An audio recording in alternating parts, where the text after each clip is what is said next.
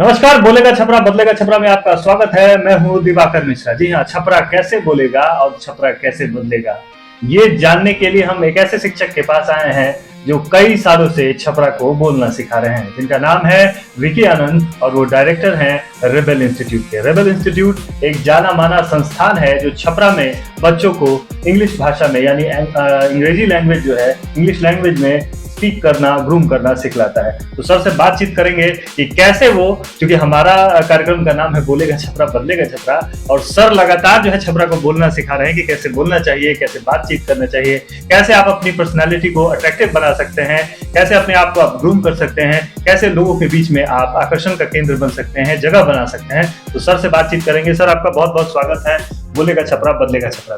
धन्यवाद दिवाकर जी, आपको बहुत बहुत आभार कि आपने अपने चैनल के लिए, अपने चैनल के माध्यम से कुछ लोगों को जो कहना है या कुछ लोगों को संदेश भेजना है, इसके लिए आपने मुझे चुना।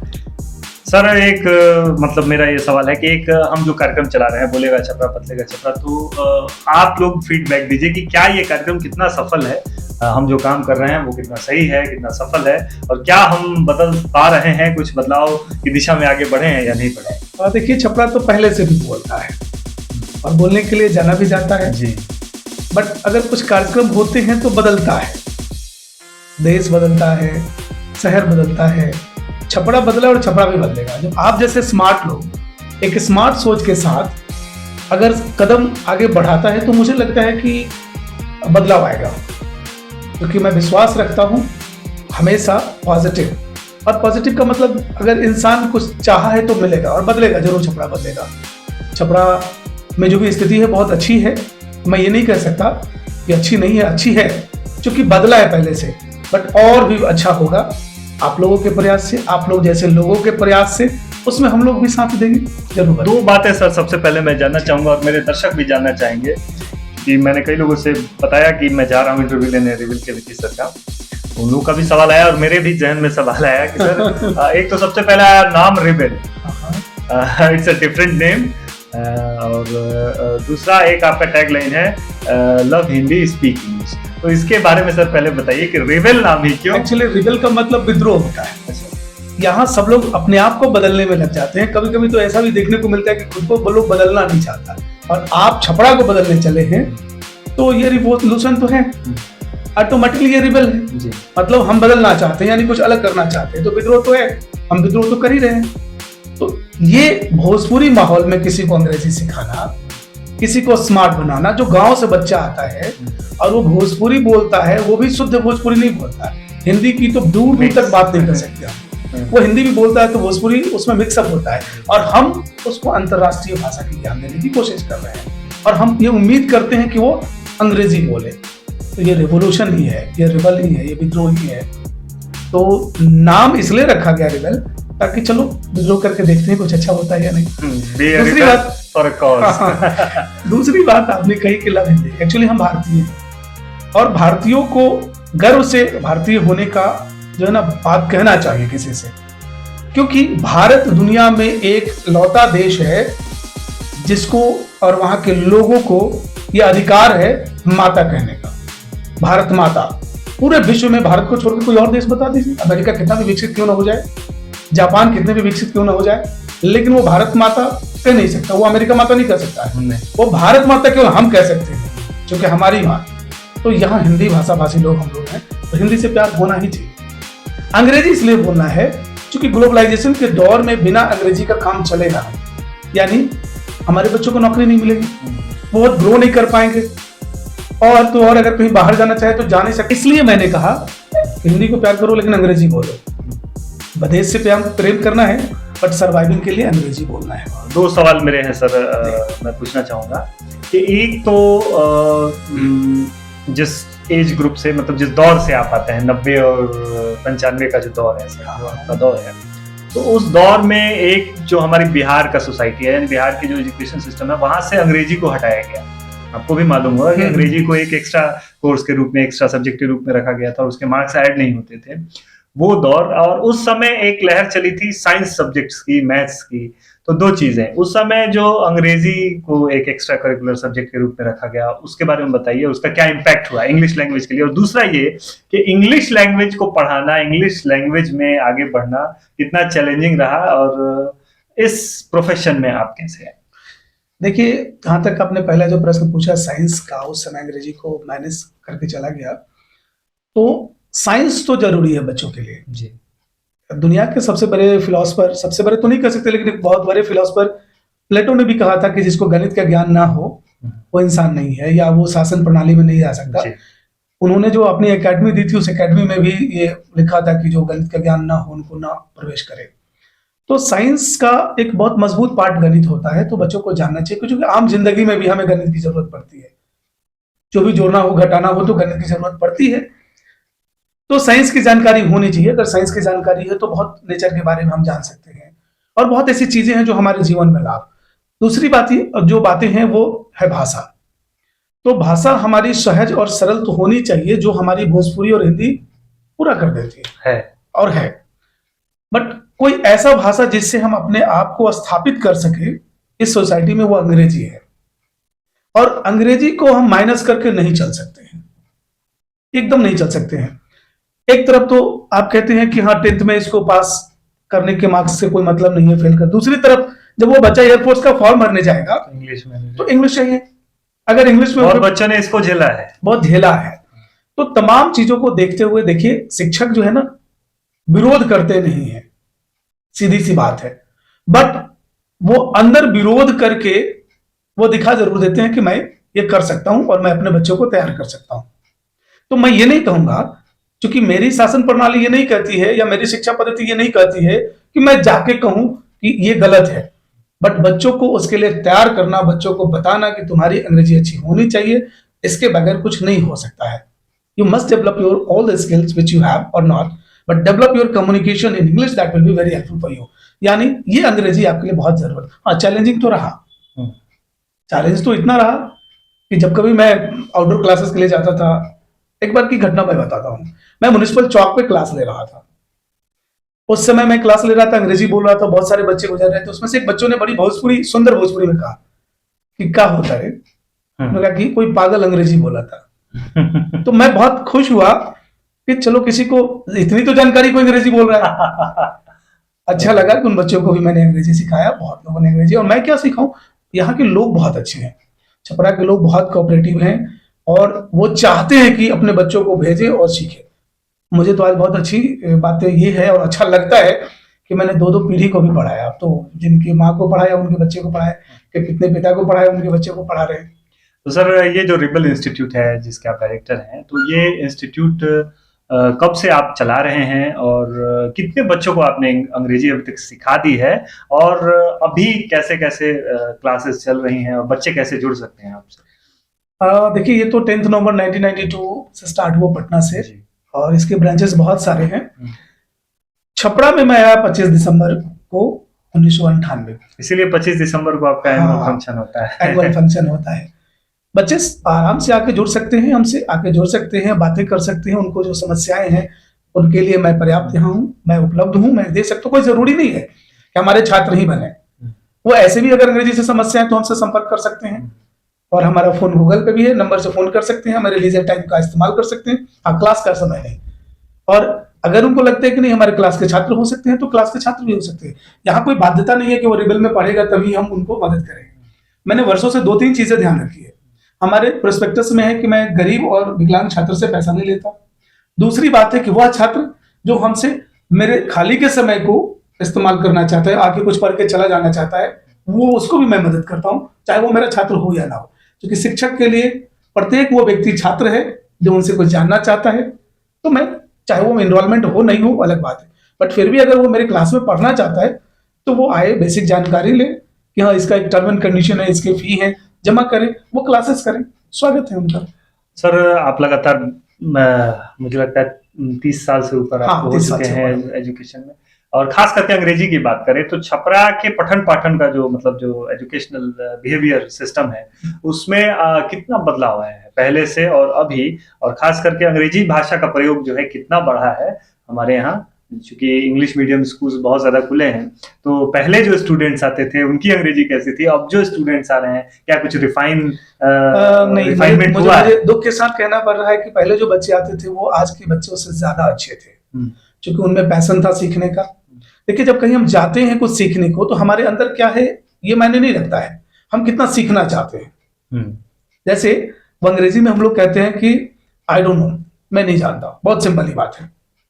तो कोई बात नहीं है, मैं नहीं जानता तो कोई बता देगा, but I don't want to know, मैं जानना नहीं चाहता, कौन बताएगा? तो बच्चे पहले जो थे ना वो जानते नहीं थे बट जानना चाहते थे। अब क्या है ना कि वो थोड़ी बहुत जानते हो ना जानते हो बट जानना नहीं चाहते हैं, पैशन बच्चों का खत्म हुआ है। और मैं आपके चैनल के माध्यम से मैं तमाम अभिभावक से अनुरोध करना चाहता हूं कि वो कृपया अपने बच्चों पे ध्यान दें और अपने बच्चे जहां उनके पढ़ते हैं ना उनके शिक्षक से जाके मिले और फीडबैक लें, क्योंकि पेरेंट्स जो है ना की कंसिस्टेंस खत्म हुई है। पहले अभिभावक आते थे, पूछते थे, जानना चाहते थे, अब अभिभावक नहीं जा रहे हैं, संस्थान में नहीं जा रहे हैं, फीडबैक नहीं ले रहे हैं। और जहां तक अंग्रेजी अब पढ़ाना कठिन हो गया है, क्योंकि बच्चे इच्छा ही जाहिर नहीं कर रहे हैं। कहीं ऐसा तो नहीं हो गया सर कि क्या बोले कि पूरा ज्ञान नहीं हो पाया, ना ही आप ठीक से हिंदी बोल पा रहे हैं, ना ही आप ठीक से अंग्रेजी बोल पा रहे हैं। मैं भी बहुत जगह मैंने फेस किया है, लोगों को देखा है कि ना वो हिंदी ठीक से बोल पा रहे हैं, ना ही अंग्रेजी ठीक से बोल पा रहे हैं, यानी एक मिक्सचर हो गया है। तो नहीं, बच्चों को काउंसलिंग की जरूरत है, बच्चे बहुत इनोसेंट होते हैं। हम अभिभावक, हम शिक्षक उनको काउंसिल करें, उनको मोटिवेट करें कि आप हिंदी भी अच्छी बोल सकते हो, अंग्रेजी भी अच्छी बोल सकते हो, आप कोशिश करके देखो। आज जो है ना वो पता नहीं क्यों उनकी हिंदी भी बहुत खराब हो गई है और हिंदी पढ़ना नहीं चाहते। आप कई बच्चों से मिलिएगा जो इंग्लिश मीडियम स्कूल से पढ़ते हैं तो उनकी अंग्रेजी तो ठीक ठाक नहीं है, मैं जानता हूँ ऐसा है, क्योंकि कई बच्चे ऐसे जो मास्टर क्लास कर गए अंग्रेजी से, उनको भी मैं अंग्रेजी पढ़ाता हूँ, कई तो पीएचडी कर गए उनको भी मैं पढ़ाता हूँ। मुझे पता है 2 लाइन नहीं बोल पाते हैं, वो बहुत बड़ी बात है, बट उनकी हिंदी बहुत गड़बड़ है, वो पढ़ भी नहीं पाते, समझ में नहीं पाते। कारण ये कि चूंकि हिंदी को वो देखना नहीं पसंद करते हैं, उनको लगता है हिंदी कुछ है नहीं। बट मैं कहूँ कि भाषा है, हिंदी की भी जानकारी होनी चाहिए, अंग्रेजी की भी जानकारी होनी चाहिए, दोनों की जानकारी होनी चाहिए। सर बेसिकली बहुत सारे लोग कॉर्पोरेट सेक्टर में जाते हैं, जहाँ मुझे लगता है कि बहुतायत मात्रा में अंग्रेजी भाषा का प्रयोग होता है, इंग्लिश लैंग्वेज को लोग वहाँ प्रेफर करते हैं काम करने में। तो ऐसे में बच्चों को क्या वे अपनाना चाहिए, या मैं आपसे पूछूं कि क्या टिप्स आप देंगे वो बच्चे जो यहाँ पे नहीं जुड़ पाते हैं, आप कोई गांव में है, कोई देहात में है, छपरा मतलब सारा जिले के जो सुदूर देहात क्षेत्र के लड़के हैं, उनको क्या टिप्स देंगे, कैसे बच्चे अपनी अंग्रेजी मजबूत करें? और कंपटीशन भी होता है तो उसमें भी अंग्रेजी ग्रामर के क्वेश्चंस आते हैं, या और भी चीजें हैं, सारांश वगैरह करने के लिए आता है। तो बहुत सारी चीजें हैं जो बच्चों को कंपटीशन में भी फेस करना पड़ता है, और कॉर्पोरेट में भी, अगर वो प्राइवेट फील्ड में जा रहे हैं तो वहां भी फेस करना पड़ता है। तो क्या आप टिप्स देना चाहेंगे कि घर बैठे कोई बच्चा कैसे अपनी अंग्रेजी को मजबूत करे? देखिए, अगर निरंतर उसने टाइम बाउंड कर दिया है कि मैं 1 घंटा रोज अंग्रेजी को दूंगा, तो पहली चीज है ना कि उसको 1 घंटे में 20 मिनट तो उसको लिखना चाहिए, कुछ भी देख देख के लिखे वो, क्योंकि जब लिखने की आदत हो जाएगी, और वो भी मोबाइल पे नहीं, लैपटॉप पे नहीं, टैब पे नहीं, वो कॉपी और कलम ले, चाहे वो अखबार को देख के लिखे, अपने सिलेबस की बुक को देख के लिखे अंग्रेजी का, या मैगजीन देख के लिखे, जिससे उसकी डिक्टेशन अच्छी हो जाएगी, स्पेलिंग ठीक हो जाएगी। उसके बाद उसको बोल बोल के पढ़े, वो बोल बोल के पढ़े, मोबाइल का रिकॉर्डर ऑन करते, जब बोल बोल के पढ़े तो मोबाइल के रिकॉर्डर को ऑन करके रिकॉर्ड कर ले और अपने वॉइस को वो सुने। जब वो अपने वॉइस को सुनेगा तो ये good listener can be good speaker, क्योंकि हम लोग देखे हैं बचपन में पहले बच्चा सुनता ही है, फिर उसके बाद वो बोलना शुरू करता है।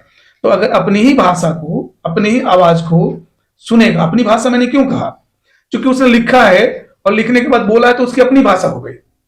चाहे जो लिखा है, वो हिंदी लिखा है तो हिंदी उसकी भाषा हो गई, अंग्रेजी लिखा है तो अंग्रेजी उसकी भाषा हो गई। तो अगर इंग्लिश लिखता है, वो लिख करके वो बोलता है, रिकॉर्ड करके सुनता है, उससे बहुत मदद मिलेगा। और वकैब वो याद करे, वर्ड्स स्ट्रॉन्ग करे, एकदम ठीक हो जाएगा, कहीं जाने की जरूरत नहीं पड़ेगी। जितने ज्यादा वर्ड्स स्टॉक रहेंगे उसके पास उतनी ही बेहतर। हाँ, वो अच्छा लिसनर होगा, अच्छा स्पीकर हो जाएगा, कंफर्म होगा। और लोग कहते हैं सर पेपर भी पढ़ना चाहिए इंग्लिश का, उसका क्या रोल है? एक्चुअली बच्चा किस स्टैंडर्ड का ये देखना होगा। हमारे गांव से अगर बच्चा है और गांव में वो 10th स्टैंडर्ड का है या इंटरमीडिएट में है, तो उसे बहुत कठिनाई होगी न्यूज़पेपर को समझने में, क्योंकि उसकी वर्ड्स थोड़े टफ होते हैं। तो वो किताब तक ही रहे। हाँ, वो ग्रेजुएशन में है तो वो अखबार पढ़ सकता है। सीबीएसई बोर्ड से अगर है, उसके स्कूल अच्छे हैं, स्कूल में अच्छे शिक्षक हैं, तो वो 6 से पढ़ सकता है, 6-7 से वो पढ़ सकता है। एक सर और समस्या आ रही है, जैसे अंग्रेजी की बात हो रही है, तो जो नीचे क्लास के बच्चे हैं, यानी मैं अगर कहूँ तो 4 से लेके 8 क्लास तक, 10th क्लास तक, तो जो इंग्लिश मीडियम स्कूल्स हैं वहाँ बच्चों की सारी किताबें अंग्रेजी में होती हैं, इंग्लिश में होती हैं, लेकिन बच्चा कैपेबल नहीं होता है उतना। तो उन बच्चों के लिए क्या टिप्स देना चाहेंगे, वो कैसे अपनी किताब को बेहतर? देखिए, वो बच्चा अकेले नहीं है, उसके साथ साथ उसके शिक्षक हैं, उसके अभिभावक हैं, माता पिता है, तो इन तीनों को मदद करना पड़ेगा। शिक्षक मैं देख रहा हूँ कि काफी बच्चे प्रॉब्लम में आ जाते हैं, तो शिक्षक को भी मदद करना पड़ेगा, अभिभावक को भी मदद करना पड़ेगा, और बच्चों को खुद भी अपने आप को मदद करना पड़ेगा। तीनों मदद करेंगे, और एक्चुअली वो तो बहुत प्राइम एज होता है, बड़ा खूबसूरत एज होता है। देखिए दिवाकर जी, मैं आपको बताऊं कि कोई ग्रेजुएशन का छात्र है, उसको अंग्रेजी पढ़ाना टफ है, क्योंकि उसके सपने बहुत बड़े हैं, उसके कार्य क्षेत्र बहुत बड़े हैं, इसलिए उसको जब भाषा का ज्ञान देना है, तो भाषा की ज्ञान की बात है तो दिक्कत होगा। छोटे बच्चे जो बोलिएगा वो कैच करेगा, कुछ नहीं करना, लर्निंग कैपेसिटी फास्ट होती है उसमें। स्कूल मैनेजमेंट अगर ये तय करे कि हमारे स्कूल के जितने भी शिक्षक शिक्षिकाएं हैं वो अंग्रेजी में ही पढ़ाएं, अंग्रेजी में ही बात करें, तो वो बच्चा 6 महीने में अंग्रेजी बोलने लगेगा, उसकी कोई जरूरत ही नहीं पड़ेगी, परेशानी ही नहीं होगी, कोई जरूरत नहीं किसी संस्थान से संपर्क करने का।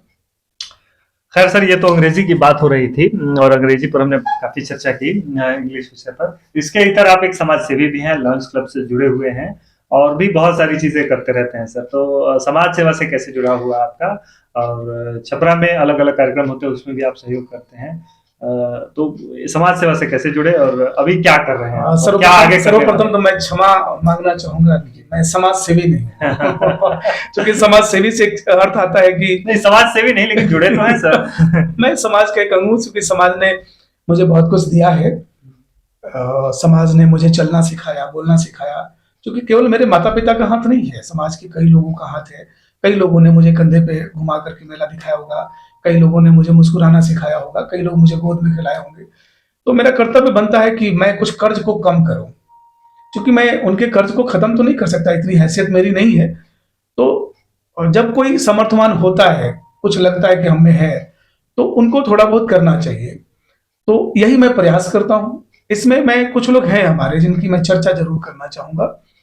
जैसे अब हमारे बीच नहीं रहे आचार्य राममूर्ति जी, वो जयप्रकाश नारायण जी के मित्र थे, उनके साथ मैंने कार्य किया और कई अंतर्राष्ट्रीय सभाओं में भी काम किया।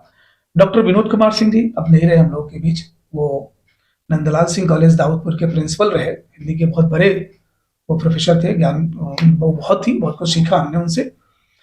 अभी राजगिरी बाबू जीवित हैं, प्रोफेसर राजगिरी सिंह, वो एकमा से हैं, कई सामाजिक कार्य उन्होंने किए। ऐसे कई हमारे जो अभिभावक हैं जिनके साथ मैं युवा अवस्था में कदम से कदम मिलाकर चलना शुरू किया।